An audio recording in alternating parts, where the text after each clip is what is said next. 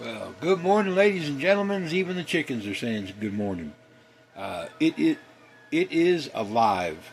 The fans, like I said, I have them. Even though the breaker's off for the coil, the fans come on when it's plugged in. That way, it's just a redundant safety on it. The inside's already wired. All I have to do is I have the ground to put to the chassis, or to the box is what I'm trying to get at. When I did the cutting out the fans, is there was a ground lug on, like here the door has a ground lug. There was a ground lug over there and it got taken out. So I'll have to adapt to that. But I need to like lay it down or whatever to hook up the air intake for the bottom of the fan. It's burning 6 watts, 6.2 watts of energy. The fans, the power factor on the lower left-hand corner, that 55, that's just because they're 220 watt fans, burning 120, and they're not an inductive load, so it's not as efficient as it could be. The coil itself, it's 100% efficient even at 120 volts instead of the 220. But the PID, everything is in here. I think I already described that one. I'm going to take a small piece of this kale wool, a thin, what do you call that? Like a flake or a layer of it. And just as I fill up the sand, when I get up to the thermocouplers, I'll just put a couple pieces right in here, just so the flue doesn't give it a false reading. Other than that, it's fine. I might even do it to the same on this pipe over here. So it's more sampling the core temperature than anything, because inside that core there was a pretty good heat vortex is what I was trying to get at. And I was just wanting to sample that more than anything to control it on. Still got to take these off, trim them down, sand them all, sand them inside and out, put it all back together. Didn't get that far this morning. Got this done, and I was kind of proud of that. Got the kale wool on the back. That was kind of like wrestling unwilling toddlers. There are a lot of that stuff that is easier if you're on a workbench and you're standing. Doing it in your lap with a big old belly like mine, yeah, that ain't quite as it's not as quite as easy as it sounds. But it is working. And it's not, that's the reason for some of these power meters like this, is because this one's not even showing any wattage. It picks up about 40 watts around there, and then it works fine. It just don't work below 40. Like the hall sensor's burning out. There's a little iron donut that's wrapped with wire inside that the lead runs through. And if it's not sensitive enough, then it won't pick it up.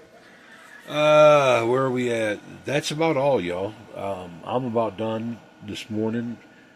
I need to wash my paws. My hands are dirty. I'm just covered in that kale wool. But it's working pretty good so far. No magic smoke. Put it that's when it comes to this kind of stuff. Without the magic smoke, we're doing good. The loose wires that you seen in there you probably didn't see them because I got distracted with the ground wire.